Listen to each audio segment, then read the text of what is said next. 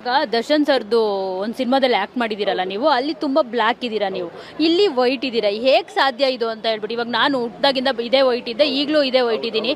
So ಅಪರೂಪದ ಮುಳ್ಳಂದಿ ಬಾಬಾ ಬಂದೇಣು. ಇದನ್ನ ಹುಡುಗರು ಚಾಟ್ ಜಿಪಿಟಿನಲ್ಲೆಲ್ಲ ನೋಡ್ತಿದ್ದಾರೆ, ಹೆಂಗೆ ಸತೀಶ್ ಅವರು ವೈಟ್ ಆದ್ರು ಅಂತ ಹೇಳಿ ಸರ್ ಸ್ವಲ್ಪ ಸೀಕ್ರೆಟ್. ಸರ್ ಒಬ್ರು ಇಲ್ಲೇ ದರ್ಶನ್ ಮೂವಿ ಅವರೇ ಬಂದಿದ್ದಾರೆ, ಇವತ್ತು ಇಲ್ಲಿ ಬಂದಿದ್ದಾರೆ, ಅವರೇ ನನ್ನ ಇಲ್ಲಿ ಕರೆದು ಕೂರಿಸಿದವ್ರು ಎಲ್ಲೋದ್ರು. ನೋಡಿ ಇಲ್ಲೇ ಇದ್ದಾರೆ ಅವರು ಸರ್. ಆದರೆ ಅವ್ರನ್ನ ಆ ಟೈಮಲ್ಲಿ ಇರಲಿಲ್ಲ, ಅವ್ರನ್ನೇ ಕರೆದ್ಬಿಟ್ಟು ಕ್ವಶನ್ ಕೇಳ್ತೀನಿ. ಸರ್ 1 ಸೆಕೆಂಡ್ ಇದು ಮಾಡಲೇಬೇಕು ನೀವು. ಸರ್ ಬನ್ನಿ ಇಲ್ಲಿ.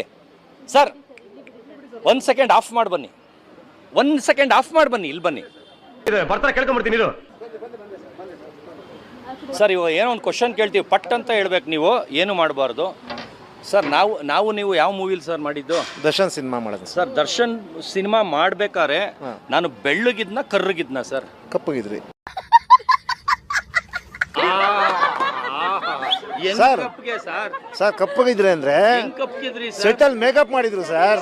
ಅವ್ರು ಮೇಕಪ್ ಮಾಡಿದ್ರು. ಎಸ್ ಸೆಟಲ್ ಮೇಕಪ್ ಮಾಡಿದ್ದು. ಸೆಟಲ್ ಕಪ್ಪಗ್ ಮಾಡಿದ್ ಮೇಕಪ್ ಮ್ಯಾನ್.